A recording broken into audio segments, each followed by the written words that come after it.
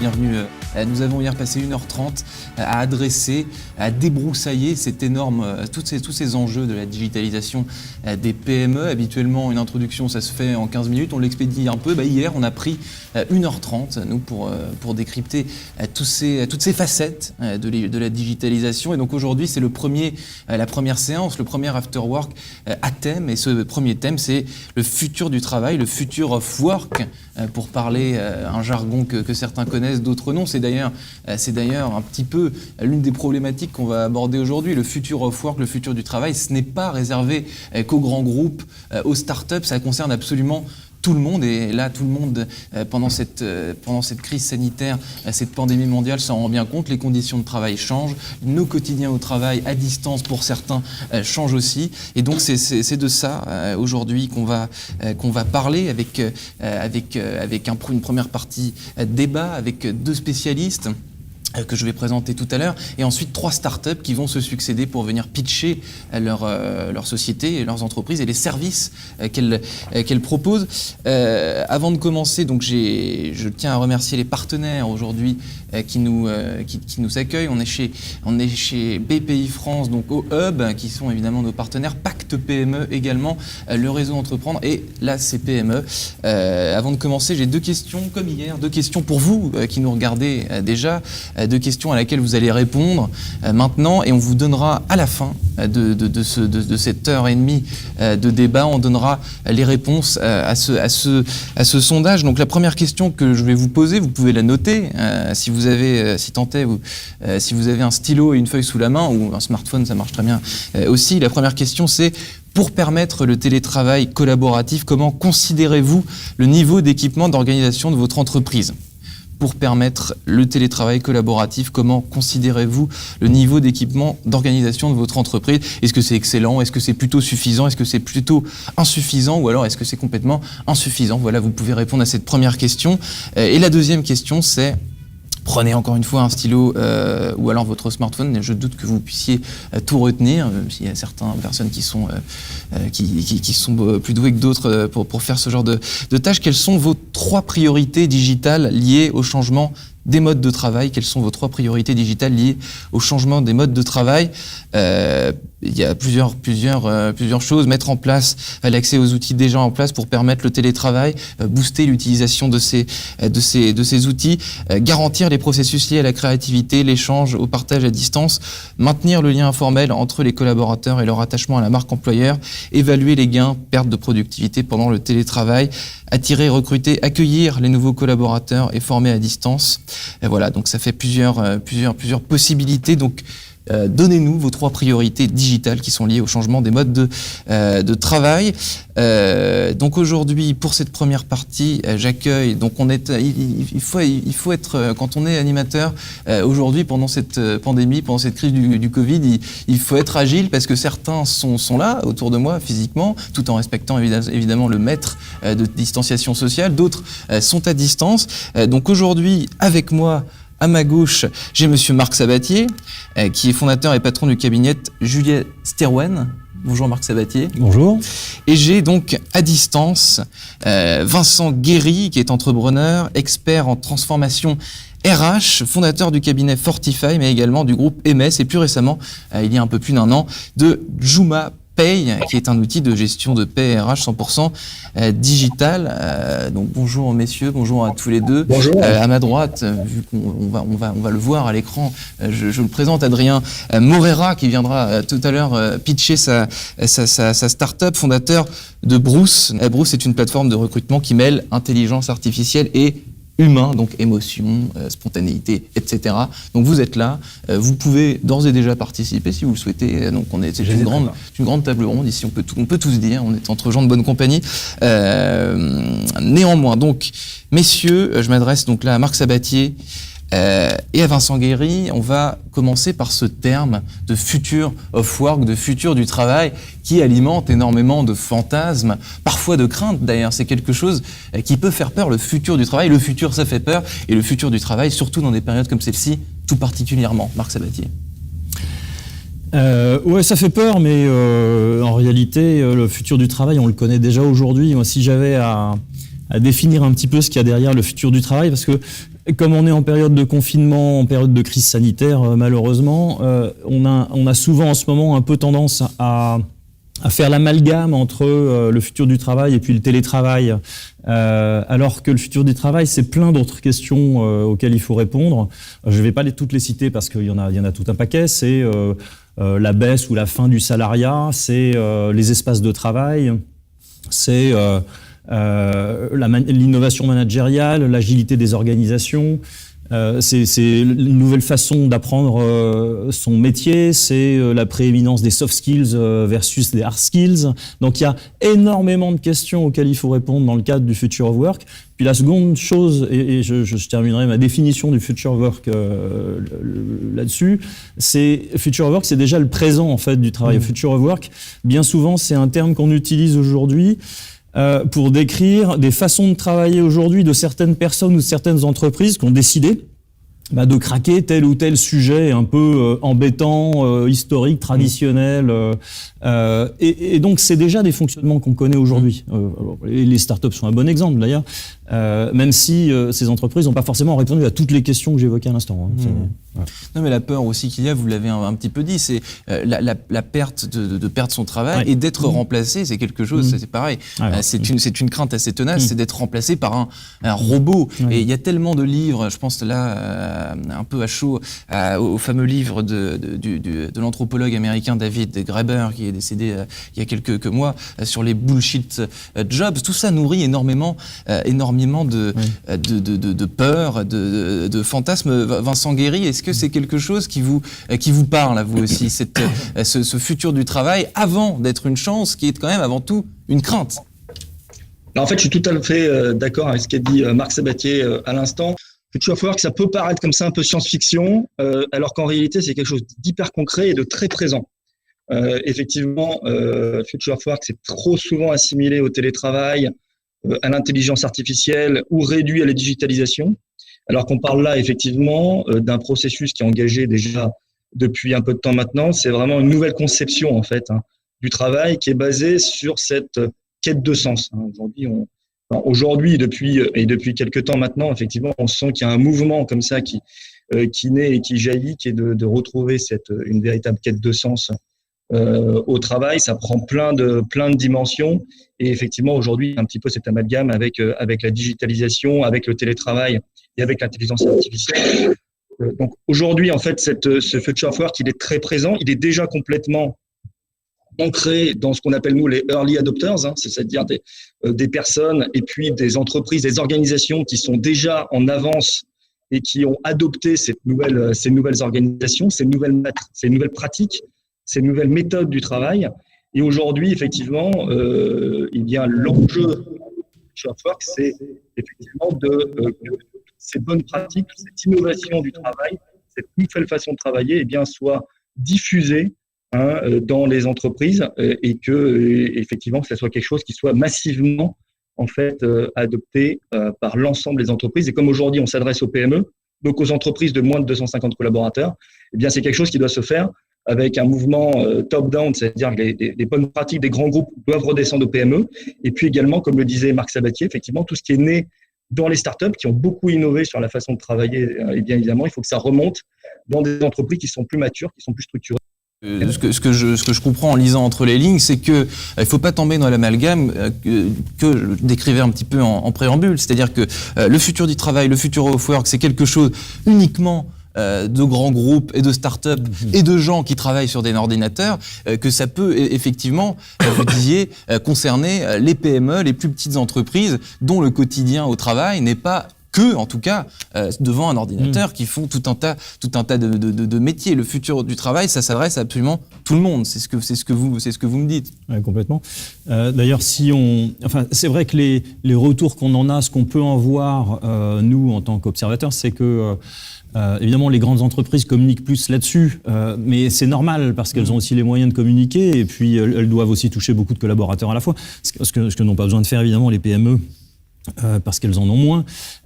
Mais après, le sujet est exactement le même, parce que quand on parle de futur du travail ou future of work, on parle de travail. Et si on parle de travail, on parle de femmes et d'hommes.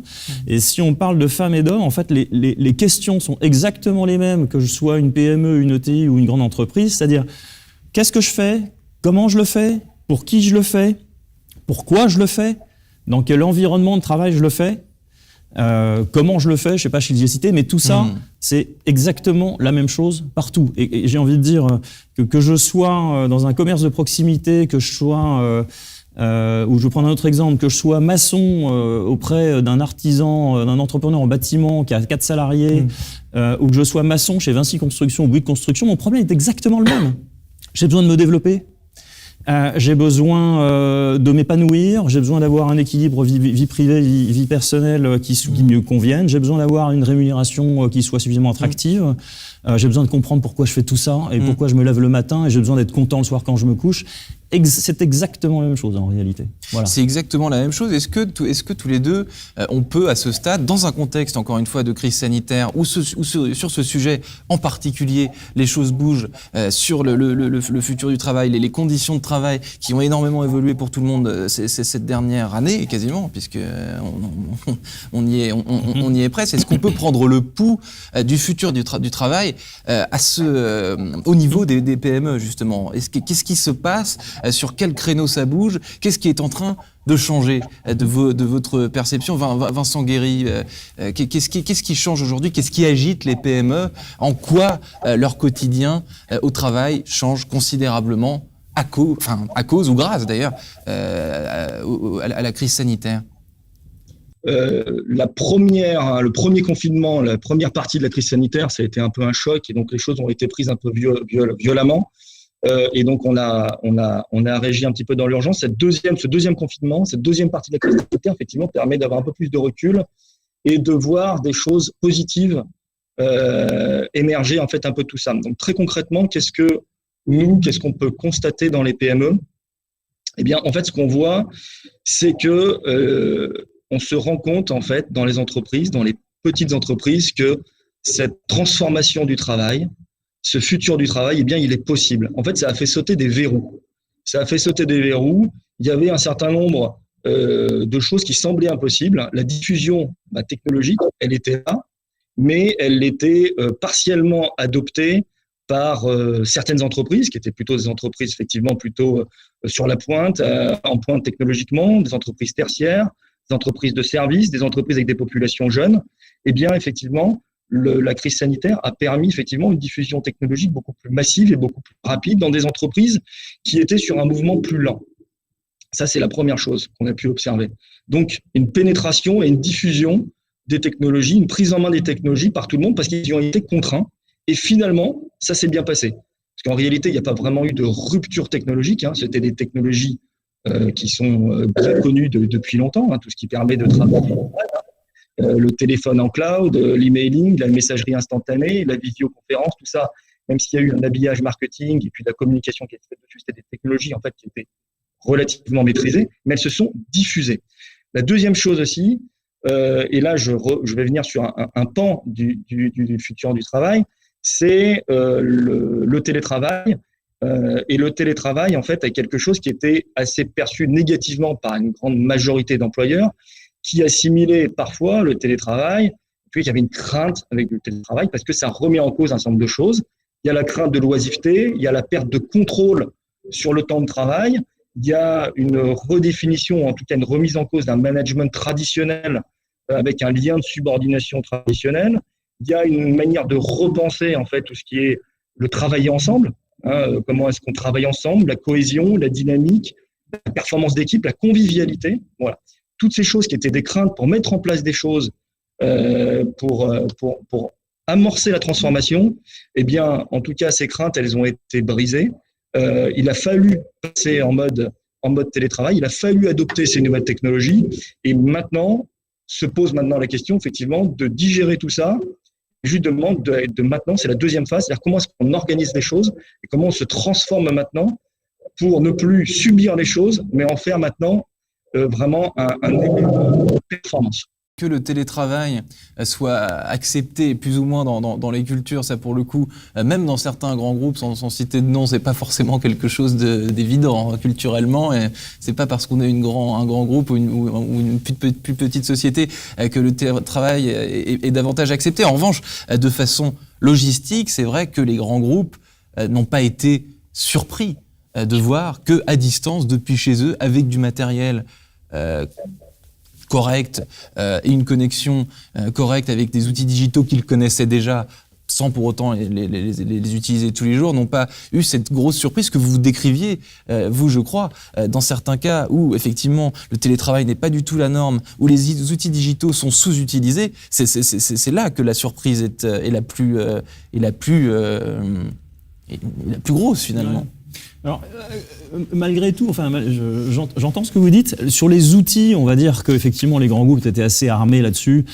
Ouais, et j'ai aussi envie de dire que même les PME, les ETI ont assez vite réagi parce que, très vite, les outils simples et utilisés, encore faut-il s'y mettre. Et c'est pas forcément le pain quotidien de n'importe quelle PME, effectivement, d'installer des outils, même si on les installe plus aujourd'hui en réalité, mais ne serait-ce que d'acquérir un peu les usages. Bon.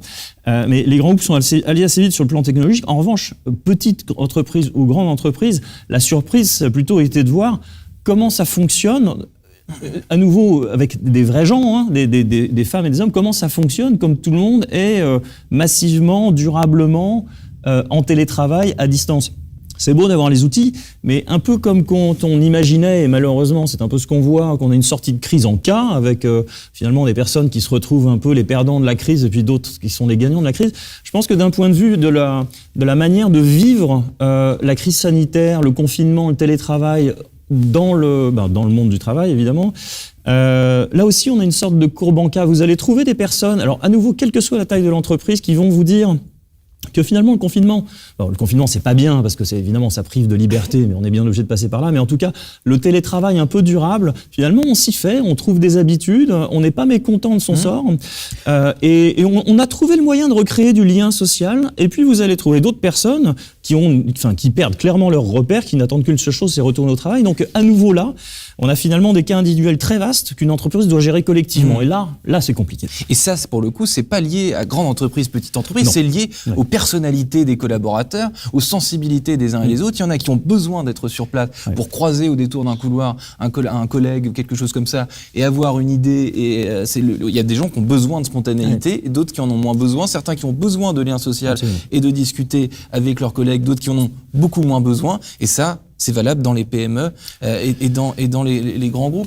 Et c'est exactement miroir de ce qui se passe pour nous en tant que clients, où effectivement, les offres sont on souhaite des offres de plus en plus individualisées, et puis ceux qui fabriquent des produits et des services essayent d'avoir des offres les plus génériques mais individualisables. Là, c'est exactement pareil dans le monde du travail, où finalement mon offre en tant qu'expérience collaborateur, elle doit être ultra individualisée, là où une entreprise est et où elle doit offrir une expérience globale. Donc en fait, on est un peu tiraillé, et là, on est clairement à nouveau dans le futur du travail. C'est comment faire en sorte d'individualiser au maximum les modes de travail.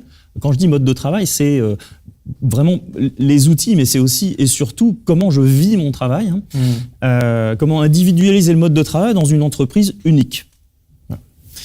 Donc j'en profite aussi pour... Tout à l'heure, j'ai présenté... voilà.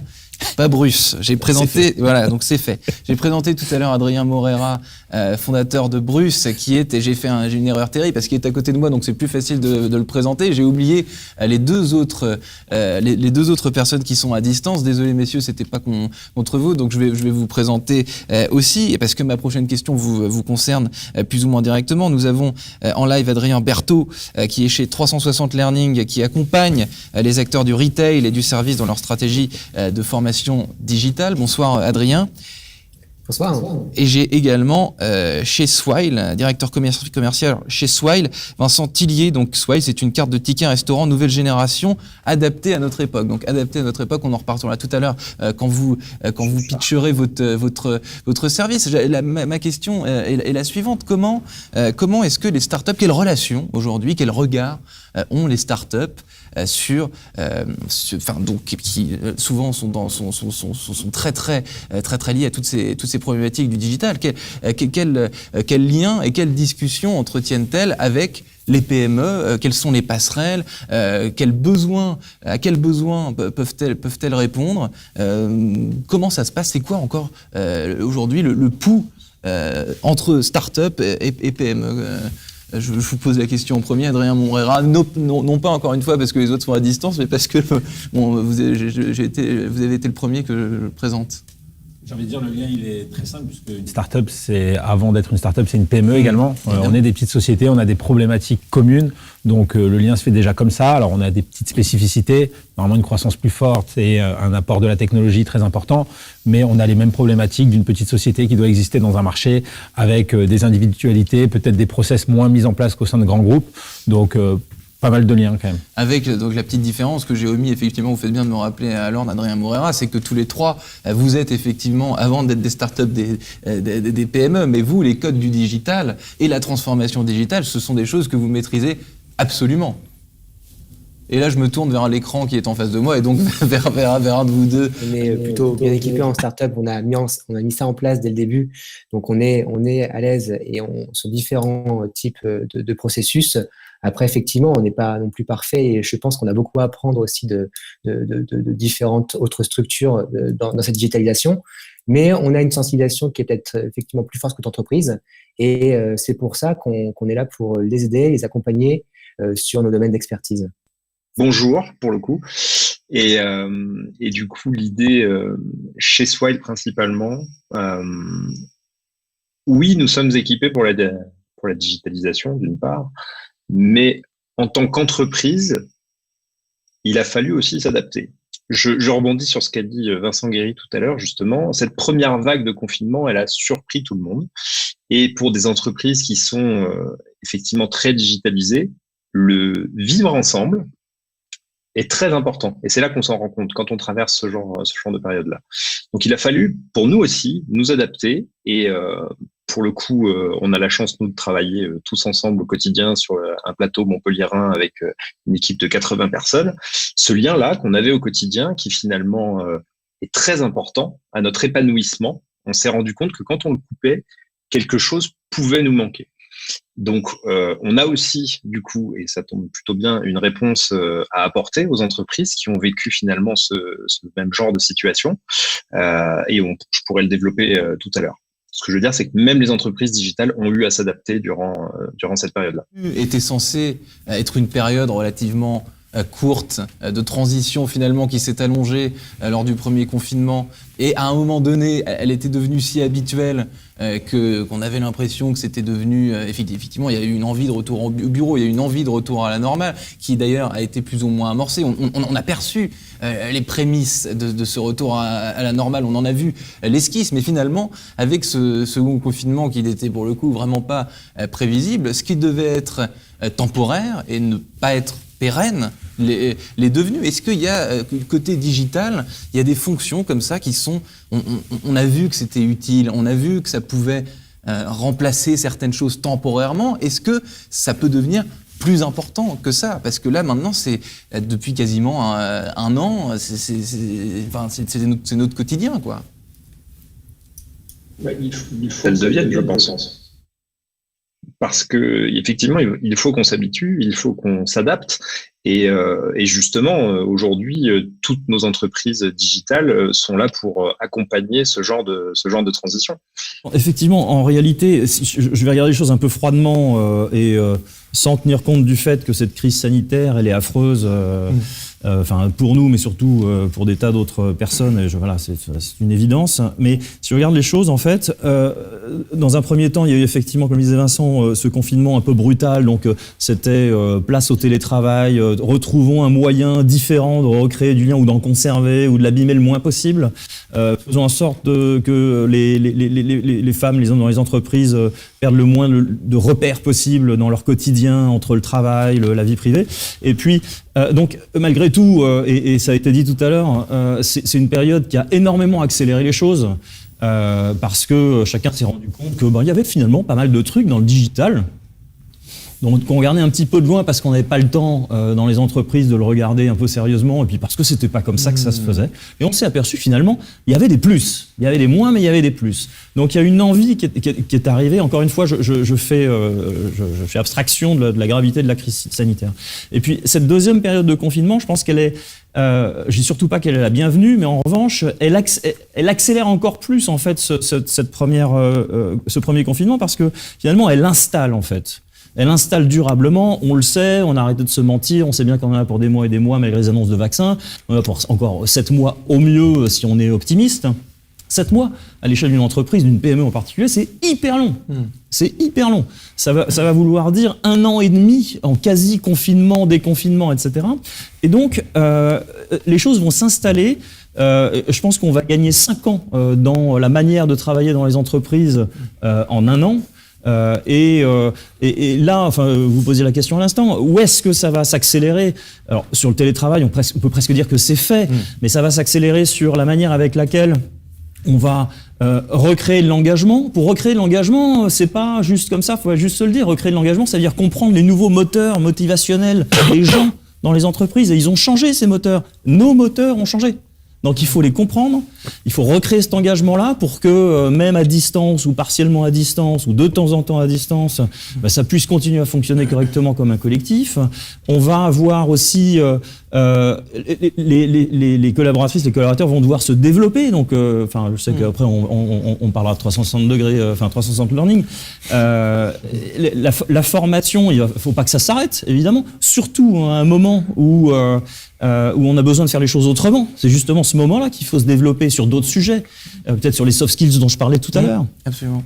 Donc, il y a des tas d'opportunités, de leviers en fait, qui vont se présenter dans les 6 mois qui viennent et qui vont installer des modes de fonctionnement. On aurait mis 5 ans à les installer ici. Je lisais justement, c'est intéressant ce que vous dites, Marc Sabatier. Gérald Karsanti, qui est patron de SAP, expliquait dans un post dont j'ai oublié le nom que effectivement les périodes de confinement, les périodes de télétravail, c'était des moments opportuns pour se former et pour effectivement apprendre des skills qu'on n'aurait peut-être pas eu le temps de faire en temps normal. Et finalement, mais ce que vous dites aussi tous quand je vous écoute, c'est que la défiance vis-à-vis du digital, au début, avant cette crise encore davantage, c'est que il y avait une défiance justement sur ce créneau du futur du travail, parce que dans beaucoup d'esprits, le travail c'est quelque chose de physique où il y a du lien social dont on vient de parler, et le lien social, la présence des uns et des autres pour se parler, pour avoir des idées ensemble, pour réfléchir, c'est absolument essentiel. Et là, on s'est rendu compte quand même que le digital avait une vraie place dans l'échange entre collaborateurs, entre collègues. Le digital avait une vraie place dans le futur du travail. Je trouve. Est-ce que vous trouvez aussi? Je suis complètement d'accord avec ce que vous venez de dire, et ce qu'a dit Marc Sabatier. Je voudrais juste revenir sur cette notion, moi, de retour à la normale. Vous parliez tout à l'heure de retour à la normale post-crise. Je suis convaincu qu'il n'y aura pas de retour à la normale, dans le sens où, bien sûr, qu'il y aura un monde sans virus, et on l'espère tous, et très prochainement, évidemment, mais il n'y aura pas de retour à la vie d'avant sur le plan de l'organisation du travail qu'on a connu. Et donc, il va falloir aujourd'hui, on doit travailler dès maintenant. Tout le monde doit se poser la question de comment est-ce qu'on doit travailler maintenant, quelle va être la nouvelle organisation du travail. Cette nouvelle organisation du travail, la crise a fait naître des nouvelles envies, elle a fait réfléchir. On n'a plus envie d'être au bureau en permanence. Pourquoi? Parce qu'on n'a plus envie de faire des embouteillages, on n'a plus envie de passer notre temps dans les embouteillages, on n'a plus envie d'être dans les transports en commun aux heures de pointe. On a remarqué qu'on était plus efficace et plus productif sur certaines tâches quand on était tranquille chez soi. À l'inverse, comme l'a très bien dit Vincent tout à l'heure, effectivement, par contre, à l'inverse, on sait aussi qu'il est très important de se retrouver ensemble, qu'on a choisi une entreprise, une aventure entrepreneuriale ou en tout cas un projet commun parce qu'il y a du vivre ensemble, parce qu'il y a de la convivialité, parce qu'il y a des valeurs qui sont partagées ensemble. Donc, comment est-ce qu'on va les partager? On sait très bien que les bureaux ne seront plus les mêmes, que le manager à l'ancienne dans son bureau fermé qui donne des ordres, ça n'existe plus. Donc, voilà, le management, l'organisation, les bureaux, le présentiel versus le télétravail, tout ça va changer. Donc, il n'y aura pas ce retour à la vie d'avant.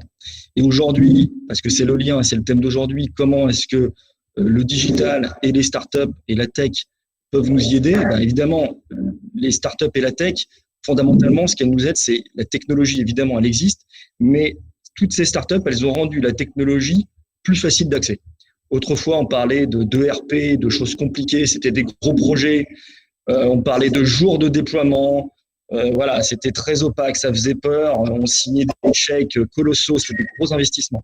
Aujourd'hui, la techno, elle est légère. C'est du SaaS, c'est du cloud, c'est facile à installer, c'est facile à en prendre en main. Les UX, l'expérience utilisateur a été travaillée, on n'a plus peur de la technologie. Et donc, même si on n'est pas une star avec une appétence du digital, voilà, aujourd'hui, la technologie, elle est facile à déployer, elle est facile à prendre en main. Et ça, c'est un élément très important. La technologie, elle va se diffuser facilement. Et ça, c'est un rôle énorme qu'ont eu les startups. La deuxième chose dans les startups, quelque chose dont on parle peu et que nous, on apprécie beaucoup, c'est dans la relation quotidienne. Les startups elles-mêmes, elles ont une nouvelle approche du travail. C'est elles qui ont révolutionné le travail avec cet aspect convivialité, avec cette approche jeune, dynamique, une hiérarchie assez plane, etc. Mais elles ont aussi apporté quelque chose dans la relation client. C'est-à-dire que maintenant, il y a vraiment une relation partenaire. Vous avez une approche dans les startups, une approche avec les entrepreneurs, avec les PME, qui est une approche vraiment simple. C'est-à-dire qu'il y a vraiment le tutoiement, diffusion du tutoiement, très facile, un contact très agréable, une proximité, une réactivité. Tout ça fait que l'entrepreneur se reconnaît dans la relation qu'il a avec une startup parce qu'il sait qu'il a des entrepreneurs en face. Il sait qu'il a des gens qui le comprennent, qui sont réactifs et qui ont un contact simple. Tout ça va faciliter les choses. L'essentiel des startups et de la tech, la technologie, évidemment simple et facile d'accès, mais également ce relationnel, c'est très agréable, qui est plus simple et facile d'approche et qui donne confiance. Vincent Guéry, merci infiniment d'introduire le dernier jour de notre semaine du digital qui est précisément sur la relation client. Je viens de noter ce que vous venez de dire et sur le côté tutoiement et la proximité à distance qui paradoxalement peut être plus accrue. Et avant de vous poser la dernière question de cette première partie, ce que vous venez de dire aussi m'a inspiré. Je crois que c'est Microsoft Teams qui essaie de simuler la spontanéité à distance. Donc, la spontanéité à distance, c'est quand même un paradoxe énorme. C'est quelque chose qui, a priori, donc Microsoft, ils ont beaucoup de talent, etc. Et ils ont inventé des tas de trucs, mais croiser quelqu'un au détour d'un couloir sur Microsoft Teams me paraît tout de même très compliqué. C'est en cela que le lien social est très important. Est-ce qu'on peut terminer cette partie en vous... je vais vous poser la question à chacun d'entre vous. Un exemple de PME, un exemple précis, pas forcément de citer une société en particulier, mais un exemple précis qui montre que cette crise a insufflé des transformations, a insufflé des changements, des bons changements pérennes qui vont rester. Pas tous à la fois, évidemment, ce serait... Je vais me lancer du coup. Adrien Morera. Je vais juste revenir sur un point qui a été évoqué précédemment. On parle beaucoup de future of work, le télétravail devient la norme. Remettons un peu de contexte, ça ne concerne que les métiers dits tertiaires, les métiers de bureau. La majeure partie des actifs français n'ont pas accès au télétravail. Il ne faut pas l'oublier. Il faut penser à des solutions qui permettent de rendre leur travail plus agréable, leur travail plus efficace, leur travail plus humain. Et n'ayons pas une réflexion trop centrée sur nos métiers peut-être de start-up, puisque la réalité de beaucoup de Français, c'est qu'ils ont besoin de se rendre dans leur lieu de travail, que ce soit dans des hôpitaux, dans des magasins, dans des entrepôts logistiques, dans des restaurants. Et le télétravail, pour ces métiers-là, malheureusement, ce n'est juste pas possible. Donc la digitalisation, c'est comment leur apporter du confort dans leur métier et de l'efficacité. Ça, je voulais juste le remettre quand même dans le débat. Et pour donner un exemple de PME, qui est aussi une start-up qui fait des choses bien pendant ce confinement.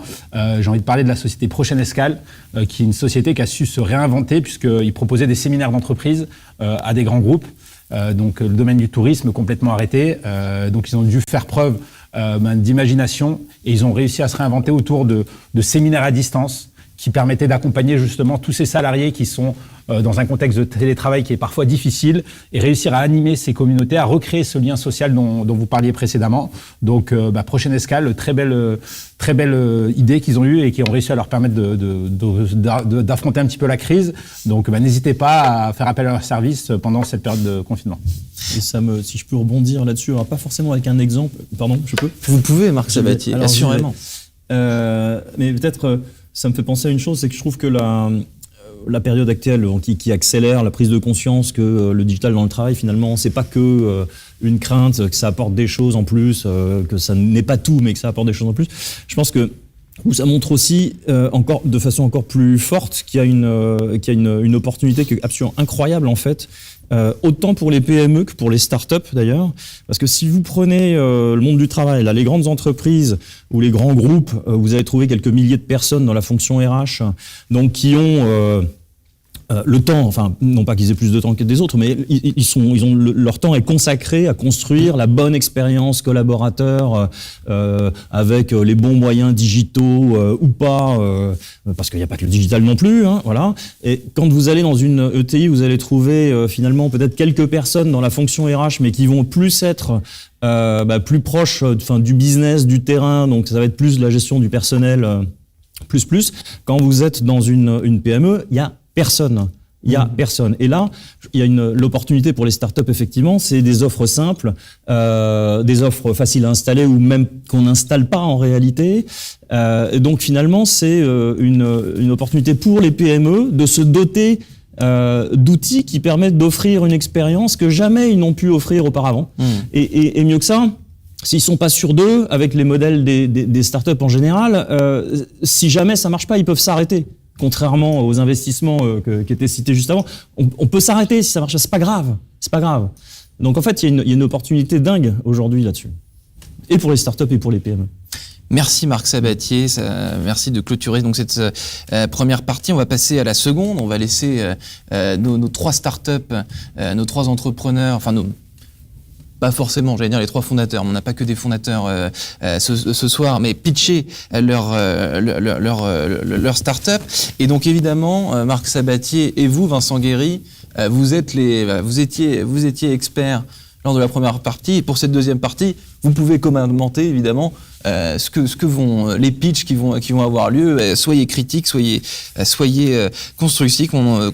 On est là pour discuter tous ensemble. Avant de laisser la parole à Adrien Morera et non pas Bruce, fondateur de Bruce, plateforme de recrutement qui mêle IA et humain, justement. Donc je tiens à rappeler les deux questions que j'avais posées en début d'échange, auxquelles vous pouvez répondre. Et donc on s'y attardera en fin d'échange, justement, d'ici une petite heure. La première question, c'est: pour permettre le télétravail collaboratif, comment considérez-vous le niveau d'équipement d'organisation de votre entreprise?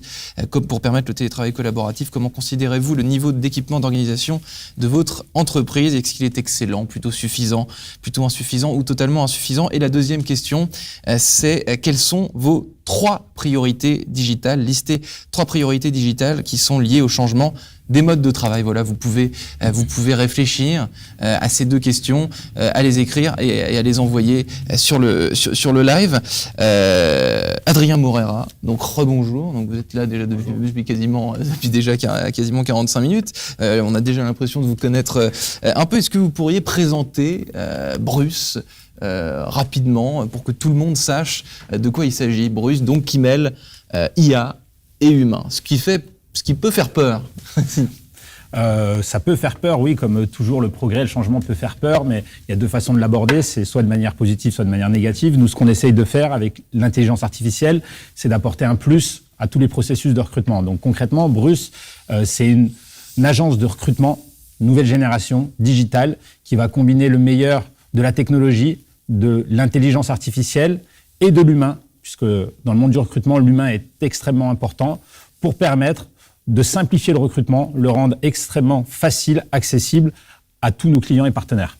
Donc vous dites l'humain aura toujours une place dans le recrutement, et cette place qu'a l'humain dans le recrutement, c'est la décision finale, si je puis dire, quand il s'agit de signer le contrat ou pas. Peut-être que je me trompe, mais jamais un robot, jamais une IA encore n'a signé de contrat pour embaucher un collaborateur. Alors ça doit être possible. Nous, c'est pas notre vision du recrutement. Nous, on pense que le recrutement, c'est quelque chose d'extrêmement clé dans la performance économique des entreprises.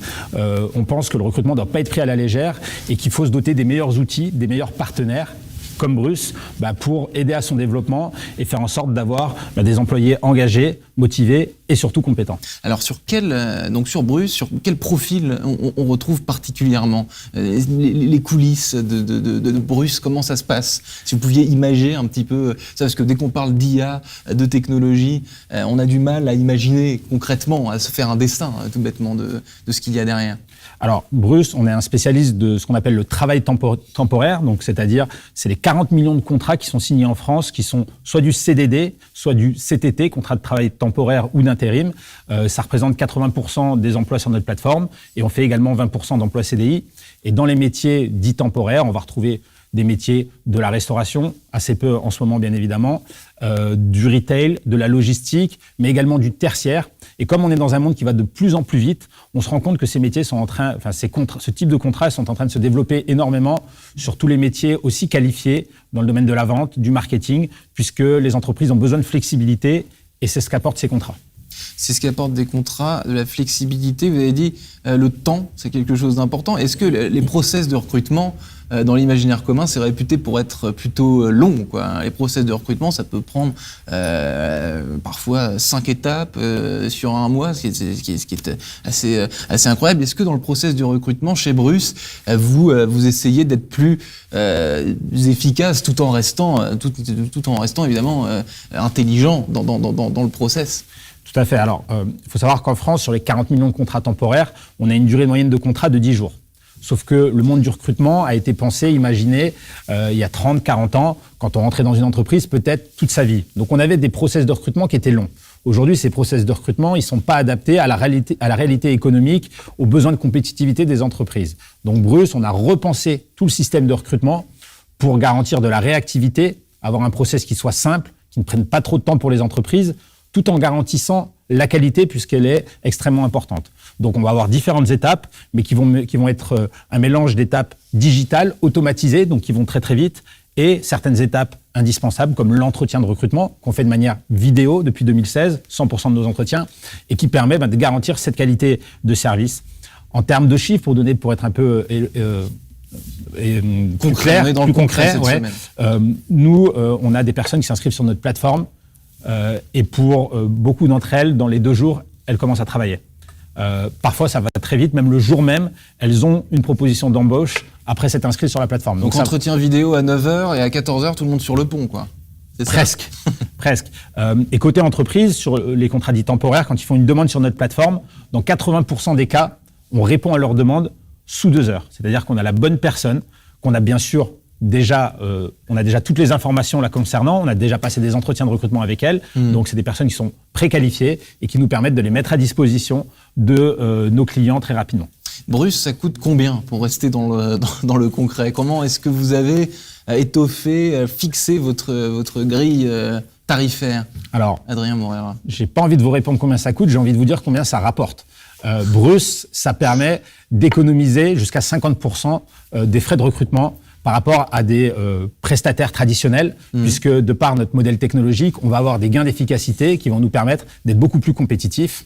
Et deuxièmement, sur nos clients, on remarque que les personnes que l'on met à disposition de nos clients, que ce soit en CDI ou sur du contrat temporaire, sont sur les études que l'on mène jusqu'à 20% plus efficaces que les employés mis à disposition par d'autres acteurs.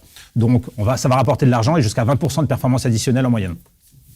Et en termes de coûts, quand même, pour répondre à votre question, pour pas botter en touche, même si j'aime bien le rugby, on est sur des coûts de recrutement dits au succès. Donc chaque personne qui va être recrutée ou mise à disposition dans le cadre d'un contrat de travail temporaire, on va avoir un markup sur le coût du salaire, qui est en général 40 à 50% moins élevé que si vous faites appel à un cabinet de recrutement ou une agence d'emploi dite traditionnelle. Merci Adrien Morera pour cette précision. Donc avant de passer sur des cas concrets, je vais m'adresser à vous quatre, messieurs. Est-ce que vous avez là, brûle pour point, à chaud, une question pour Adrien Morera avant que je passe à des cas concrets? Vous avez 1 seconde pour lever la main, sinon je continue.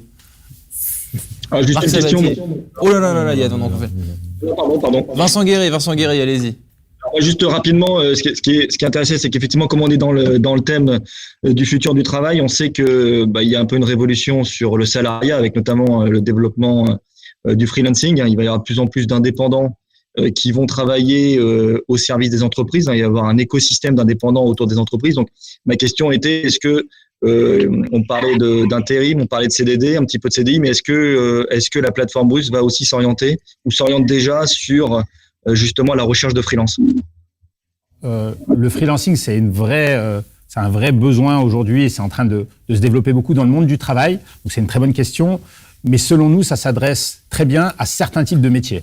J'ai envie de dire notamment les métiers du numérique, développeurs, designers, qui sont des métiers où on a une compétence très recherchée, qui va avoir d'autant plus de valeur qu'on va pouvoir la mettre à disposition de beaucoup d'entreprises différentes. Et donc là, ce type de contrat fonctionne très bien, parce qu'on est sur vraiment de cette notion d'auto-entrepreneuriat. En revanche, on va aussi se développer l'auto-entrepreneuriat sur d'autres métiers, et pour lesquels il y a un vrai souci, puisque sur ces métiers-là, ce que vont avoir besoin les gens, c'est de sécurité, c'est de protection sociale. Et là, le type de contrat CDD ou intérim que nous, on utilise est beaucoup plus adapté pour ces métiers-là. On le voit notamment, malheureusement, cette année, on a pu le constater, les difficultés qu'on peut avoir. Donc, ces personnes-là ont été un peu laissées à l'abandon, alors que nous, on a eu des personnes qui étaient sous ce contrat de travail, qui ont eu accès au chômage partiel, qui ont eu accès au chômage quand ils avaient des fins de contrat. Donc, cette protection, elle est indispensable sur ce type de métier. C'est pour ça que nous, on reste focalisé sur ce type de contrat, qui est un peu le meilleur des deux mondes, puisqu'il y a la flexibilité nécessaire aux entreprises, une compétitivité tarifaire également, mais cette protection qui est indispensable dans notre vision humaine du monde du travail, en tout cas chez Bruce. Adrien Morera, merci. Il y a une question donc sur le live qui vient de vous être adressée. Avez-vous, je la lis, avez-vous vraiment confiance en l'intelligence artificielle, en l'IA, pour l'embauche? Donc cette personne nous dit que des études étrangères ont déjà démontré que l'intelligence artificielle s'alimente avec des données réelles et qui a relevé des anomalies sur la diversité. Alors, c'est une très bonne question. Je ne sais pas si c'est pas préparé, donc je ne sais pas qui est la personne, mais merci. Ça me permet de dire quelque chose d'important. Je vous confirme, rien n'est préparé. Je vois cette question à l'instant et je vous la pose à chaud. Donc déjà, ça me permet de rappeler que Bruce, nous, on a un modèle hybride de recrutement. On est une plateforme technologique, mais avec une vision humaine très importante. Donc, on a des consultants en recrutement spécialisés par type de métier qui interviennent dans le processus de recrutement pour nos clients. Donc déjà, il y a toujours une intervention humaine de notre côté et très souvent également nos clients qui participent à ce processus de recrutement. Donc ça permet de mettre de l'humain, ça permet de mettre un garde-fou, puisque la technologie, même si aujourd'hui on a probablement l'algorithme de matching le plus avancé du marché, il est encore à améliorer. Et on est toujours en train d'essayer de contrôler la performance de nos algorithmes de matching pour ne pas jouer aux apprentis sorciers et laisser des erreurs se perpétrer, notamment sur le sujet de la diversité, puisqu'effectivement, les algorithmes de matching, il a été vu que si on a eu des biais dans les données précédentes qui sont utilisées par ces algorithmes de matching, on va simplement les répéter. Donc, s'il y avait des problèmes de manque de diversité dans le recrutement, problèmes de discrimination, ils vont se répéter. Ça a été le cas notamment chez Amazon. Donc nous, qu'est-ce qu'on fait? Déjà, on a une équipe technique de data scientists qui sont formés à tous les biais de recrutement pour pouvoir dans leur modèle mathématique, essayer de les éviter. On ne travaille pas que sur des données du passé, mais on travaille aussi sur des données propres. Donc nous, typiquement, on a des milliers de personnes qui sont mises à disposition de nos clients dans le cadre de contrats d'intérim chaque mois. Ces personnes-là, à la fin d'une mission, on a un retour du client qui nous dit, voilà, cette personne, les compétences qui étaient nécessaires pour le job, elle les a effectivement avec une notation. Et grâce à ça, on vient enrichir nos données et avoir une confrontation avec ce qu'on pensait en amont et la réalité du terrain qui est extrêmement importante. Adrien Morera, merci. Marc Sabatier, alors je vous demande d'être très court parce que le temps passe. Il y a énormément de grains à moudre, c'est toujours la même chose. On aimerait parler des heures, mais il faut laisser la place à tout le monde. Je vous laisse poser votre question, Adrien. Ma question, Adrien, c'est la suivante. Je crois, comme vous, que le recrutement, il y a de l'humain et je crois aussi qu'effectivement, la data, l'IA peuvent améliorer beaucoup les choses. Et en particulier, je voulais savoir si vous faisiez ça, En particulier, il y a une représentation dans le recrutement, il y a un biais de représentation dans le recrutement qui fait que quand je cherche à recruter quelqu'un, je vais reproduire un profil qui... Je peux vous interrompre une seconde pour que vous puissiez regarder la caméra, parce que c'est un biais. Pardon. Quand on est, on est en physique, tous les gens qui nous regardent sont devant l'ordinateur, et donc il faut les regarder eux. C'est un biais, voilà. On fait avec... c'est un peu bizarre de regarder une caméra alors qu'on parle à quelqu'un qui est à côté de soi. Très bien. Désolé. On a tous tendance, en tant qu'humain, quand on recrute, à recruter des personnes qui ont déjà fait, qui ressemblent à la personne qu'on veut remplacer. Et un intérêt, je trouve, de la data et de l'IA qu'on peut y coller derrière, c'est effectivement de proposer des profils qui ont finalement rien à voir, qu'on aurait totalement refusé si on voyait un CV, et qui se trouvent être en fait des profils qui correspondent parfaitement bien aux compétences, savoir-faire, savoir-être, etc. qu'on recherche. Est-ce que vous offrez cette possibilité-là justement de faire ce que je vais appeler un peu ce pas de côté d'un point de vue du recrutement qu'un humain ne peut pas faire en réalité? Alors je suis tout à fait en phase avec cette problématique dans le monde du recrutement, de répétition, en fait, potentiellement des erreurs du passé, mais en tout cas d'aller chercher toujours les mêmes profils. Nous, on a un travail d'éducation avec certains de nos clients. On essaye de leur faire comprendre que s'ils veulent avoir plus de performance, il va falloir peut-être aussi penser un peu en dehors des cases et aller chercher des profils différents qui ont ces compétences. Nous, nos algorithmes de matching vont chercher les compétences. Donc, les compétences, c'est pas forcément lié qu'au métier, c'est lié au métier, mais c'est lié aussi aux soft skills. Et donc, on arrive, nous, à avoir de la transversalité dans les parcours et se dire que, par exemple, une personne, je prends un exemple bête, qui était chef de rang, qui aujourd'hui n'a pas de travail, puisque dans la restauration, elle ne peut pas travailler à cause du confinement. Donc concrètement, elle a développé des compétences qu'on va retrouver dans d'autres métiers, où là, avec le confinement, ça marche pas, mais ça aurait pu être dans une boutique, et mettre à disposition ces compétences de relations clients, de vente également, parce qu'un chef de rang fait également de la vente, et l'exercer dans un autre métier. Et en fait, nous, tout notre enjeu, c'est justement d'arriver à développer une énorme connaissance grâce à la data pour permettre à nos talents d'évoluer dans différents métiers et à nos entreprises d'aller chercher des compétences différentes, des talents différents. Merci infiniment, Adrien Morera. Vous restez avec nous pour le prochain pitch. Alors évidemment, je précise aussi que chacune des startups, vous êtes la première, Adrien Morera, à présenter Bruce. Chacune des 3 startups qu'on va présenter ce soir vont être partagées dans le Livestorm, donc vous aurez des détails que je ne suis pas en mesure de vous donner, déjà parce que je ne connais pas tout par cœur, mais surtout pour des questions évidentes de temps. Je ne vais pas m'amuser à détailler tous les sites de chacune des startups, d'autant que c'est mieux quand c'est les personnes qui les représentent qui l'expliquent. Adrien Berthaud, donc vous chez 360 Learning, je l'ai dit tout à l'heure, vous accompagnez des acteurs du retail et du service dans leur stratégie de formation digitale. Est-ce que vous pouvez présenter de la même manière, de façon la plus complète et la plus succincte et la plus dynamique possible, 360 Learning? Avec plaisir, merci. Alors, juste pour corriger un tout petit peu l'introduction, on accompagne des entreprises de tout secteur d'activité, pas uniquement le retail ou le service. Notre plateforme en fait permet aux entreprises de toute taille de mettre en place en fait des dispositifs de formation digitale. Et en introduction, lorsqu'on a parlé un petit peu du futur du travail et de tout ce que ça a engendré, ce confinement, les outils qu'il faut mettre en place, plusieurs fois, on est revenu sur les mêmes termes de social, les enjeux humains qui sont nécessaires au niveau de la formation, au niveau même global du digital, du travail en entreprise, l'engagement aussi des collaborateurs, la facilité d'accès de ces nouvelles technologies. Tout ça sont des éléments que, avec 360 Learning, on a voulu répondre. Alors, en quelques mots, 360 Learning, c'est une entreprise française qui a été fondée en 2014. On est aujourd'hui 180 collaborateurs avec des bureaux à Paris, à New York et à Londres. Donc, on a depuis 2 ans pu pousser un petit peu notre vision de la formation collaborative à l'étranger. C'est 1200 clients de tout horizon confondu, comme je vous le disais.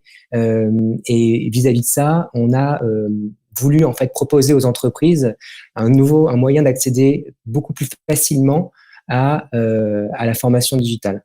Alors, si on passe au slide suivant, on va pouvoir voir ici qu'effectivement, notre vision, c'est ce qu'on appelle le collaboratif. Ça va se baser sur 3 grands axes, en fait. L'idée, c'est de pouvoir vous donner un outil qui vous permet de créer du contenu de formation, de pouvoir le diffuser facilement à vos collaborateurs et derrière pouvoir faire du suivi statistique un peu de tout ce qui est de toutes ces initiatives de formation qui va être un élément fort pour vos collaborateurs, mais aussi pour les administrateurs qui vont gérer la plateforme. C'est d'avoir une UX qui se rapproche, une expérience de formation d'usage de l'outil qui va être proche des standards du web, avec des interfaces qui rappellent leur vie quotidienne au quotidien, c'est-à-dire je vais sur les réseaux sociaux, je sais comment poster un message, échanger avec mes groupes d'amis, je sais faire une recherche sur Google, je sais lancer une vidéo sur YouTube. Il faut pouvoir proposer une expérience qui soit exactement la même. Donc voilà en quelques mots 360 Learning. Ouais, est-ce que donc désolé, je vous ai coupé, mais je crois qu'il y a un léger décalage qui est pas dramatique. Parfois on a l'impression que je suis impoli et que je vous coupe la parole. En vérité, c'est pas du tout le cas, évidemment. Est-ce que vous avez noté pendant cette période, Adrien Berthaud, des spécificités entre la formation en présentiel et en distanciel? Est-ce que vous avez isolé les défauts de la distance et des avantages? Et parce que là, dans matière, on en a un peu parlé d'ailleurs tout à l'heure, en matière de formation, ça se bouscule. Donc on va pas parler évidemment des écoles de commerce et des universités, de tous les cursus scolaires qui sont évidemment chamboulés aussi par cette crise. Mais vous, au global, la formation, qu'est-ce que vous voyez émerger? Les difficultés de la distance, ses avantages, racontez-nous. Alors c'est une excellente question. Effectivement, en plus avec le contexte des deux confinements, les entreprises ont été confrontées à ça. Comment faire pour continuer de former mes collaborateurs alors qu'ils peuvent plus voir d'autres personnes, des formateurs en présentiel. Et ça a un petit peu chamboulé les organisations de différentes entreprises qui étaient beaucoup basées sur le présentiel. Alors, si votre question, elle est de savoir si demain on va remplacer complètement le présentiel, c'est pas du tout l'objectif. Le présentiel, c'est une modalité pédagogique qui a énormément de valeur. D'ailleurs, ce qu'on apprécie dans le présentiel, c'est d'avoir bien Jacques et Jean qui sont en train de suivre une formation et le formateur qui est là pour animer ces échanges. La personne, on va faire du retour d'expérience, des bonnes pratiques, et c'est toutes ces interactions sociales et collaboratives qui vont enrichir la formation. Avec le confinement, les entreprises ont dû changer leur manière de faire et mettre en place, pour ceux qui pouvaient, des systèmes digitalisés pour former leurs collaborateurs. Mais il faut pouvoir penser et apporter des solutions qui gardent ce côté liant, ce côté social et collaboratif. Donc, les avantages du distanciel par rapport au présentiel, il y en a évidemment beaucoup qui existent. D'une part, ça va être de pouvoir déjà former où et quand vous voulez. On n'a plus cette contrainte de devoir être au même moment, au même endroit pour pouvoir se former. Donc, ça va avoir un intérêt fort pour les entreprises. Le second point, ça va être au niveau de l'économie d'échelle. Lorsqu'il s'agit j'ai écrit un module de formation que j'ai diffusé à 10 personnes, il me suffit de 2 minutes pour le diffuser à 2000 personnes. C'est pas plus compliqué. Alors que lorsqu'on parle de présentiel, tout de suite, c'est beaucoup plus compliqué de devoir passer à l'échelle des formations pour 2000 personnes. Et donc, indirectement, ça impacte évidemment les coûts de la formation. Ensuite, vous avez comme autre accès qui peut être l'amélioration en continu. Lorsqu'on est avec des approches digitales, on va pouvoir beaucoup plus recueillir plus rapidement du feedback du terrain. Les gens vont pouvoir commenter les contenus qu'ils ont pu suivre, réagir dessus directement, et le formateur animer sa communauté à distance. Ça, c'est le troisième point. Et je dirais qu'il y a aussi tout ce qui est suivi statistique, qui est un élément très fort et qui est difficile à mettre en place dans le présentiel. C'est savoir concrètement combien des personnes se sont passé de temps à se former, qu'est-ce qu'ils ont eu comme résultat à mes différents petits quiz, qui sont mes meilleurs éléments sur lesquels je pourrais m'appuyer demain pour partager les bonnes pratiques au reste des équipes. Est-ce que vous avez fait le tri, Adrien Berthaud, entre, justement, vous disiez, il y a des avantages à la distance et des inconvénients. Il y a des formations, typiquement, c'est valable dans les écoles de commerce, dans les grandes écoles et dans à peu près n'importe quelle matière qui s'enseigne. Il y a des formations dont la présence n'a pas grand intérêt. Et à l'inverse, il y a des formations dont la présence est absolument cruciale. Enseigner certaines matières, certaines choses à distance, ça n'a strictement aucun intérêt. Et c'est vrai aussi pour la présence. Est-ce que la distance imposée, ça a permis de dépoussiérer un peu tout ça et de mettre au jour effectivement l'inutilité peut-être d'enseigner certaines choses en présence? Alors, ça a poussé en tout cas une réflexion de se dire quel est l'équilibre à trouver entre les deux. Parce qu'effectivement, il y a des formations qui ont beaucoup de valeur en présentiel et qui en auront peut-être moins en digital, et d'autres qui vont prendre beaucoup d'intérêt à être proposées dans un module et disponibles à tout moment. Donc, il faut trouver un équilibre, et d'ailleurs, c'est quelque chose qui est de plus en plus commun, c'est les formations qu'on appelle blended, qui viennent mixer en fait deux approches. L'approche asynchrone proposée par des modules digitaux, et puis l'approche synchrone au travers d'un présentiel ou d'une visioconférence. Donc, on peut imaginer la théorie abordée dans ces modules e-learning et la pratique, par exemple, qui pourrait être abordée durant un présentiel ou une visioconférence. Mais il faut trouver le bon équilibre entre ces deux approches pour optimiser au maximum les processus de formation. Adrien Berthaud, même question, très terre à terre, mais vous le savez, c'est le nerf de la guerre. Combien ça coûte exactement 360 Learning? Alors, ça coûte, c'est assez simple, c'est à partir de 8 € par mois par personne, avec des coûts unitaires qui vont être extrêmement dégressifs, plus les volumétries sont importantes. Et on pourra y ajouter effectivement à ça la partie accompagnement. On accompagne nos clients évidemment dans la mise en place de ces projets de formation pour en assurer le succès, et les solutions éventuellement avancées qui pourraient être très spécifiques à leur cas d'usage. Merci Adrien Berthaud. Donc même cas de figure que pour Adrien Morera. Si l'un d'entre vous a une question à poser à Adrien Berthaud sur ce côté de la formation, qu'il la pose maintenant ou qu'il se taise à tout jamais. Moi, j'en avais une. Justement, quel a été l'impact du confinement sur la volumétrie de vos demandes entrantes? Ça a été, alors on fait partie peut-être des entreprises qui ont pu profiter un petit peu de ce système de confinement, de la mise en place du confinement, dans le sens où les entreprises se sont beaucoup intéressées. Ensuite, ça reste quand même des projets qui sont impactants pour les PME. Donc, quand on était dans la crise de mars, il y a toujours ces histoires de budget qui sont complètement gelées, donc difficile de mettre en place des initiatives s'il n'y a pas de budget à y associer. Mais effectivement, ça a créé beaucoup d'entrées au niveau de business voilà, les gens y pensent et les gens veulent former leurs collaborateurs. Merci pour votre réponse. Je me rends compte d'ailleurs en proposant à vous tous de poser des questions et de challenger un peu nos participants. J'ai oublié de vous dire à vous qui nous regardez, pourtant Dieu sait que vous êtes les plus importants, vous aussi notez absolument vos questions. Notez-les, que ce soit pour Adrien Morera tout à l'heure qui est toujours là, donc il peut toujours vous répondre. On est tous là, on partira pas d'ici avant 18h30. Notez bien vos questions à l'instant. Adrien Berthaud, Adrien Morera. Et puis on va passer donc à Vincent Thuillier, qui je crois, je vous vois d'assez loin sur votre écran, vous avez, je crois pas me tromper maintenant, je sais déceler les fonds d'écran factices, c'est un tableau? C'est ça. Ouais, je vois bien. C'est un fond d'écran factice, effectivement. Vous êtes quand même le bienvenu, Vincent Thuillier. Vous êtes directeur commercial chez Swile. Donc, on a un peu évoqué tout à l'heure votre activité et on est à fond dedans parce que Swile, c'est une carte de ticket restaurant nouvelle génération adaptée à notre époque. Donc, une carte de ticket restaurant digitale pour remplacer les tickets restaurants physiques, et Dieu sait qu'en ce moment, en temps de crise, le physique a mauvaise presse. Est-ce que vous pouvez nous pitcher votre solution, votre carte? En quoi est-elle différente des autres cartes? Parce qu'il y a vous êtes quelques sociétés à vous partager cette activité. Dites-nous-en un peu plus sur Swile. Alors, avec grand plaisir, et vous allez comprendre que nous ne sommes pas que ça. Swile, du coup, anciennement Launcher, je tiens à le préciser parce que ça fait partie de notre histoire. On existe depuis 2016 et après plusieurs levées de fonds, on est à 115 millions d'euros en 2 ans. On a commencé, en fait, sur le marché des titres resto, effectivement, en février 2018. L'objectif, c'était clairement de dépoussiérer ce marché qui était en place depuis tant de temps, où effectivement les acteurs historiques qu'on s'amuse en interne à surnommer les dinosaures ont aussi proposé de la digitalisation, mais vous le verrez de manière complètement différente.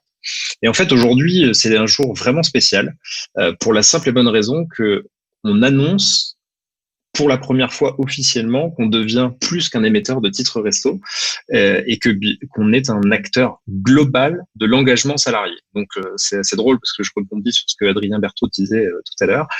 Nous aussi, on va avoir notre rôle à jouer dans cet engagement salarié et vous allez comprendre pourquoi. En réalité, on s'appuie sur 2 piliers chez nous. Une smart card depuis laquelle en fait on va pouvoir profiter de l'intégralité des avantages salariés.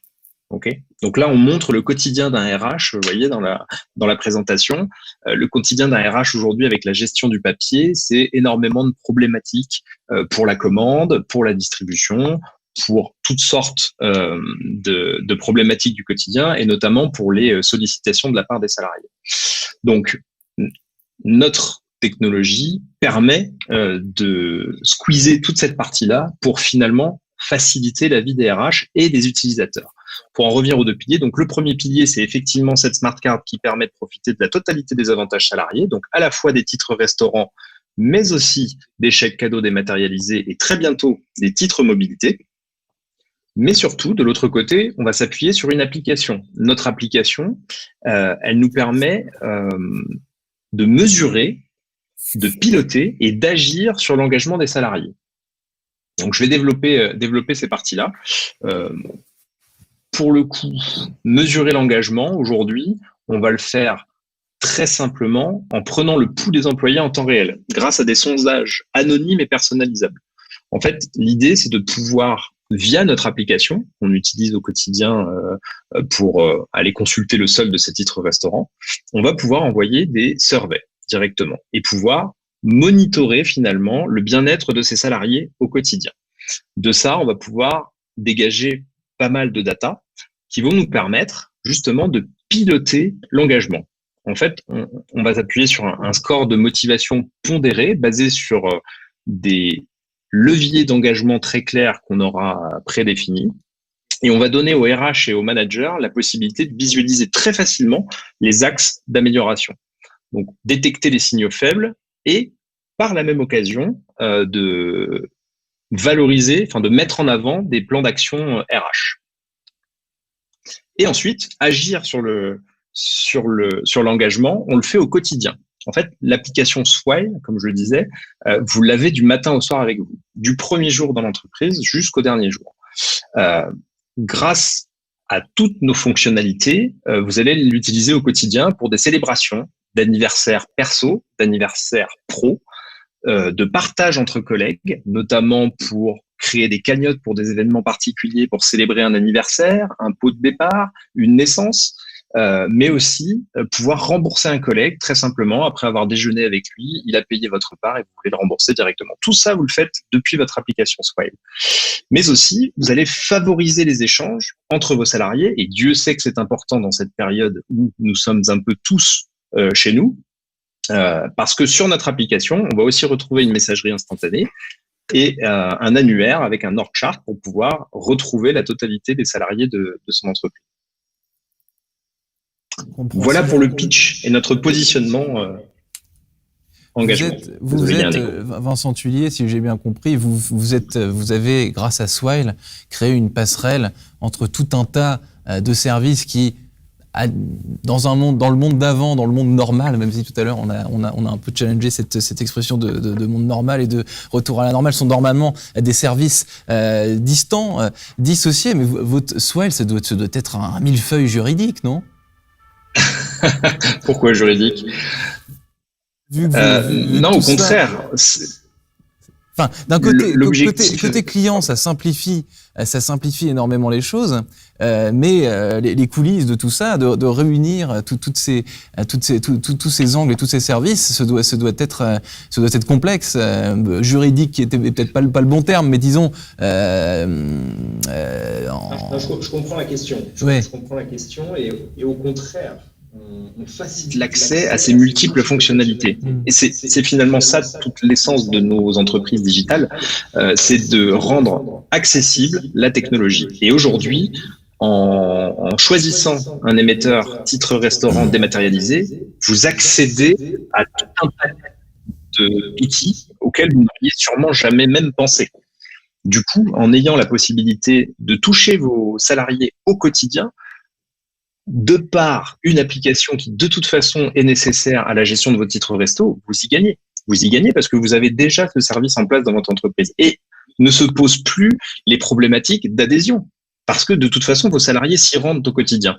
Et très souvent, ce qui fait la non-adhésion à des outils très coûteux, comme le disait Vincent Guéry tout à l'heure, c'est qu'il faut pousser cette utilisation, qu'il faut que l'entreprise soit complètement moteur. Et là, en fait, nous, on va se charger d'être moteur. On va se charger d'intéresser votre salarié à l'application et de ce fait, d'aller effectivement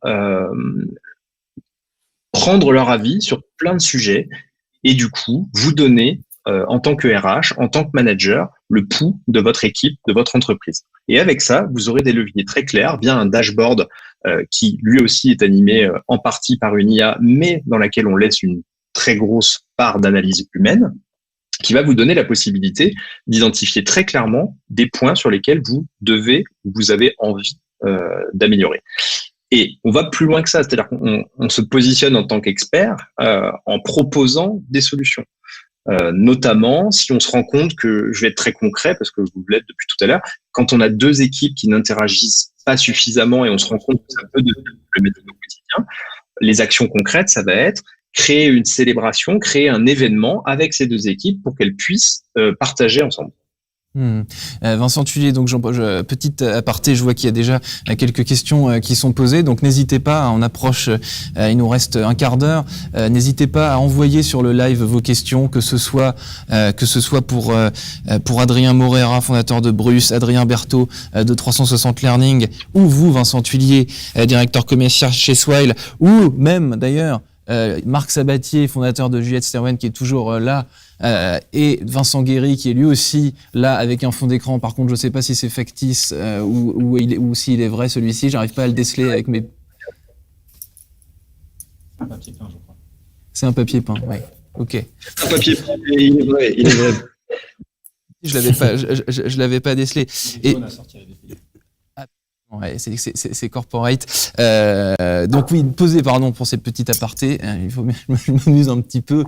Notez vos questions pour tout le monde. On y répond évidemment à la fin de notre échange. Vincent Thuillier, vous avez commencé à parler de cas concrets. Je continue là-dessus. Pour quel type d'entreprise ont la carte Swile aujourd'hui? Comment est-ce que vous... Ouais. Tout type d'entreprise, il y a absolument aucune limite à la digitalisation de la carte titre resto dans un premier temps. Et aujourd'hui, on est déjà fort de 300 000 utilisateurs au quotidien. Plus de 10 000 entreprises nous ont rejoints. On parle d'une PME jusqu'à de très grands groupes qui nous ont rejoints. Bien sûr, on a commencé en faisant nos armes par les petites entreprises pour proposer un service de plus en plus abouti, et aujourd'hui on est capable de gérer des multinationales sans aucun problème. Donc ça s'adresse à tout le monde. Le cas concret, et j'en ai un en tête, d'une PME pour le coup, parce qu'on parle de PME aujourd'hui, 90 collaborateurs, avant même de parler confinement et télétravail, des problématiques de gestion de la pénibilité des titres resto au quotidien. Et ça peut se comprendre parce que c'est des commandes à gérer, de la distribution à gérer en physique, parce que quand on reçoit 90 carnets pour nos collaborateurs, dont 40 qui sont en présentiel, 30 qui sont sur le terrain et d'autres qui sont encore basés dans un site différent, il va falloir gérer les réexpéditions, il va falloir gérer je les appelle comme ça, les bobos du quotidien, c'est-à-dire la moitié du carnet qui est passé à la machine à laver, et on a quand même tendance à aller voir sa responsable RH en disant il n'y a pas moyen de faire quelque chose parce que finalement j'ai la moitié de mon solde qui est passé à la poubelle. Et tout ça, en fait, ça a un coût extrêmement fort pour une entreprise parce qu'on mobilise le temps d'une personne au RH qui est dédiée à ça et qui ne va s'occuper finalement que de faire le travail d'une entreprise. Avec Swile, vous oubliez tout ça. Le temps de gestion pour la totalité de vos salariés, c'est au maximum 2 heures par commande, peu importe la taille de votre entreprise. Et ça, quand on le compare au coût de gestion en temps, je parle, on est quasiment à 30 minutes par salarié pour du papier si on prend le temps sur le mois complet. Vincent Thuillier, je profite, là je vois qu'il y a pas mal de questions et vu que le temps passe, je la prends comme ça, au vol.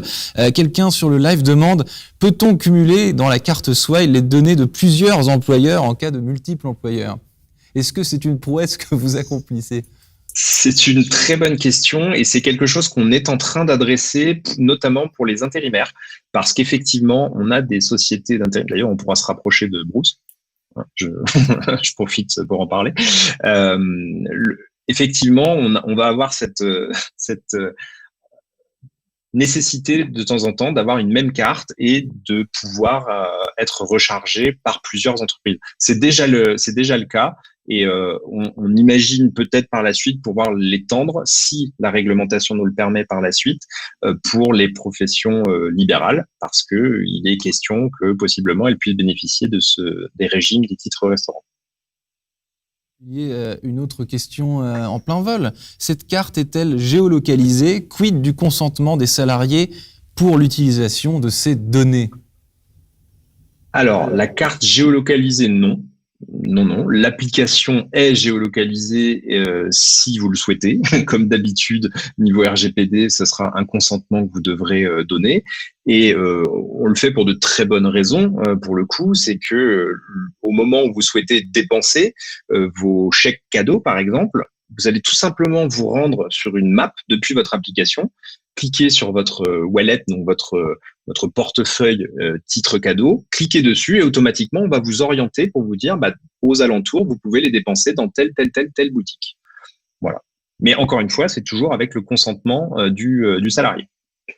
Je reviens, moi, Vincent Tillier, est-ce que vous disiez tout à l'heure sur les multiples avantages, les multiples services, vous parlez en gros de pot de départ ou de départ à la retraite, d'anniversaire, en gros vous intégrez une cagnotte corporate, si je puis dire. Est-ce que toutes ces facéties, ces services que vous permettez sont utilisés?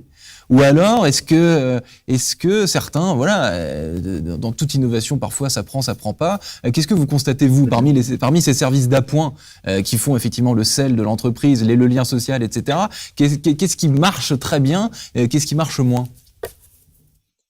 Aujourd'hui, nous avions ouvert toute cette partie-là sur une partie de nos clients qui étaient en bêta-test, clairement.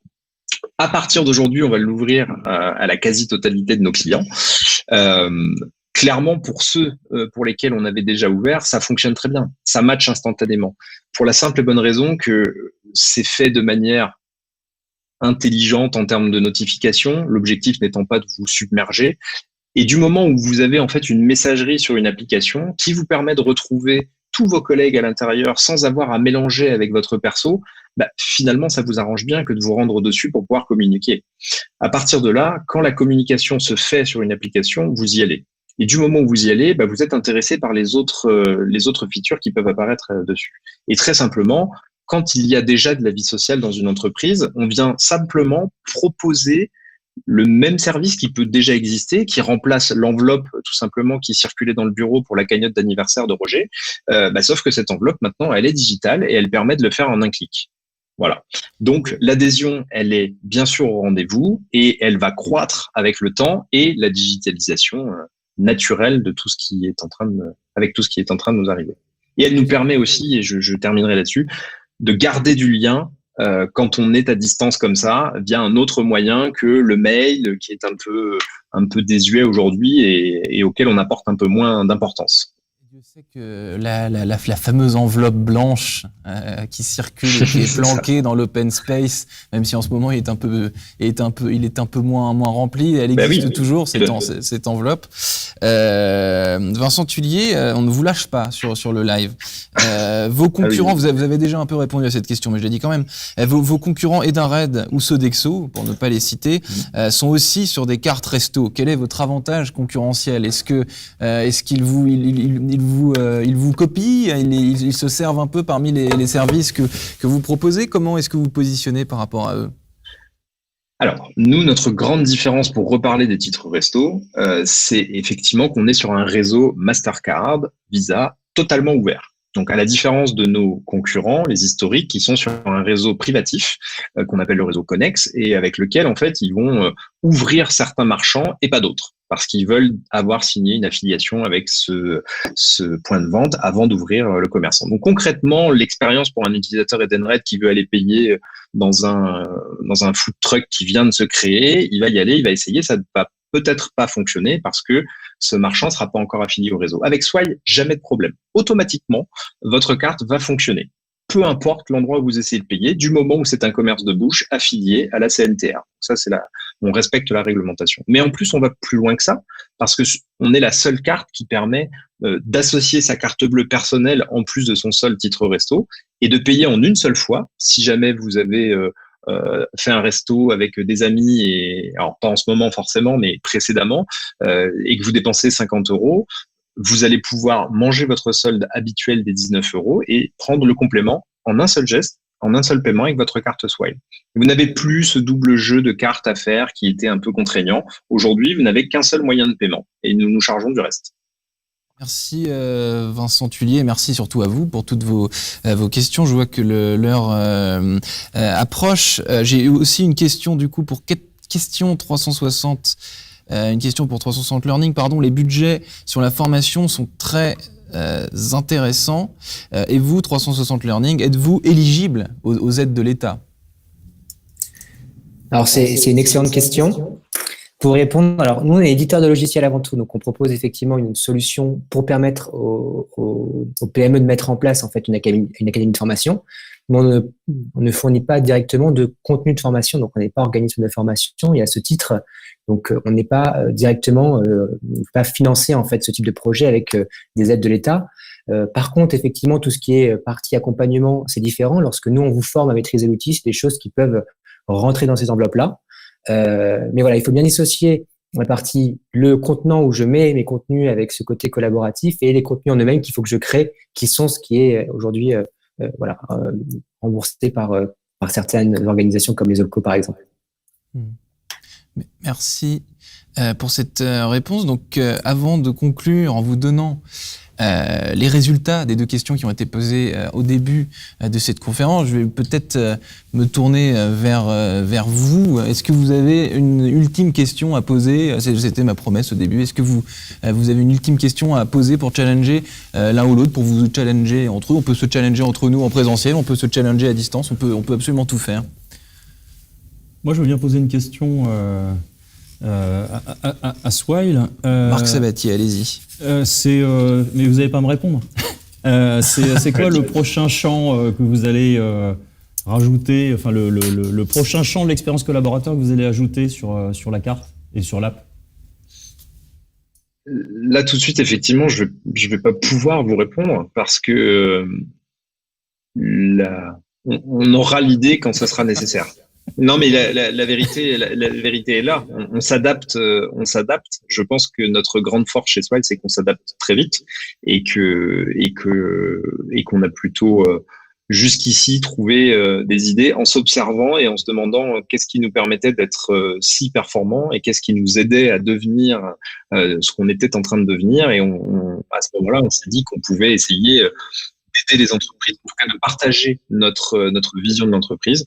Donc, ce que je peux vous dire, c'est qu'il y aura de nouvelles surprises sur la Smart Card qui vous permettront d'avoir une carte encore plus complète, qui vous permettra de faire encore plus de choses.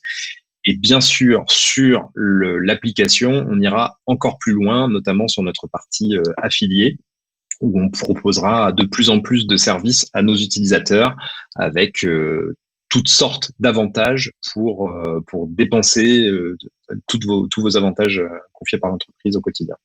Merci Vincent Thuillier. Une question vient de me parvenir pour Bruce et donc pour vous, Adrien Morera. Est-ce que votre plateforme est plus adaptée aux jeunes, d'autant plus en cette période difficile pour la jeune génération? Autrement dit, est-ce qu'avec la crise et effectivement les besoins cruciaux qu'ont les jeunes en matière d'emploi, est-ce que vous avez vraiment anglais encore davantage Bruce et votre service pour la jeunesse en fait? Alors, on est une plateforme 100% mobile, donc c'est-à-dire qu'on peut trouver un job directement depuis son portable avec Bruce, passer un entretien vidéo directement sur notre application. Donc, effectivement, on a des usages qui attirent beaucoup les jeunes. Donc, on a 70% de notre audience côté talent qui a moins de 35 ans.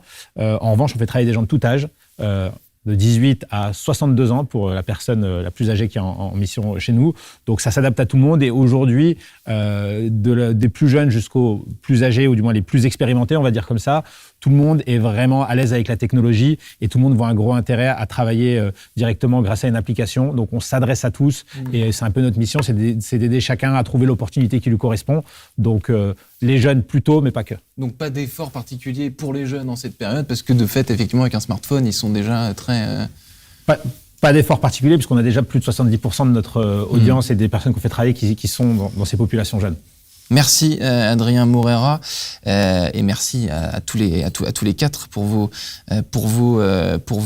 réactions. Donc je rappelle tout de même, je l'ai déjà fait tout à l'heure, mais sachez que dans le live vont être partagées, si ce n'est déjà fait, des précisions, des informations sur chacune des 3 startups qui viennent de se présenter, de se challenger entre elles. Donc vous pourrez retrouver tout ça, toutes les informations sur le live. De mon côté, pour clôturer cette deuxième journée de la digitalisation, de la semaine consacrée à la digitalisation des PME et la première journée à thème, puisqu'hier c'était l'intro, aujourd'hui c'était consacré au futur du travail, je vous donne les résultats des questions qui ont été partagées en préambule. La première, c'était: comment considérez-vous le niveau d'équipement d'organisation mis en place par votre entreprise pour permettre le télétravail collaboratif?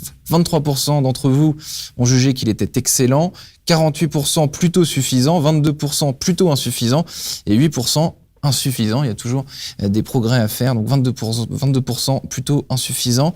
Et la deuxième question, c'était: quelles sont vos 3 priorités? On vous avait demandé de lister vos 3 priorités digitales liées au changement des modes de travail. Pour 22% d'entre vous, il s'agit d'optimiser l'accès aux outils déjà en place, favorisant le télétravail. Donc optimiser, c'est-à-dire accroître leurs connaissances et savoir de mieux en mieux les utiliser. Pour 26% d'entre vous, il s'agit de garantir les processus liés à la créativité, à l'échange, au partage à distance, c'est-à-dire trouver un remplacement à la spontanéité qu'on ne peut plus trouver à distance par le biais de différents outils qu'on propose sur son ordinateur ou sur sa tablette. Pour 23% d'entre vous, il s'agit de maintenir le lien informel entre les collaborateurs et leur attachement à la marque employeur. Donc on y revient un petit peu sur le chiffre précédent aussi.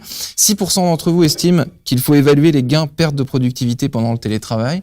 Et enfin, 15%, pour 15% d'entre vous, il s'agit d'attirer, recruter, accueillir les nouveaux collaborateurs et former à distance. Et il faut pas que quelqu'un se retrouve sur la touche à cause de la crise. Et enfin, 8% d'entre vous estiment qu'il faut adapter les locaux au nouveau mode de travail. 8% estiment qu'il faut penser d'ores et déjà le bureau de demain. Et donc voilà pour ces résultats. Il me reste à vous remercier tous les 5. Tout à l'heure je dis tous les 4, mais je suis paumé entre les gens à distance et les gens en présentiel. C'est pas évident de faire le compte. Merci à tous les 5 donc d'avoir été là pour discuter ce soir du futur du travail pour ce deuxième afterwork de la semaine digitale des PME. Rendez-vous demain, rendez-vous à tous. Peut-être que vous avez prévu d'assister à toutes les séances de cette semaine. En ce cas, vous êtes largement remerciés.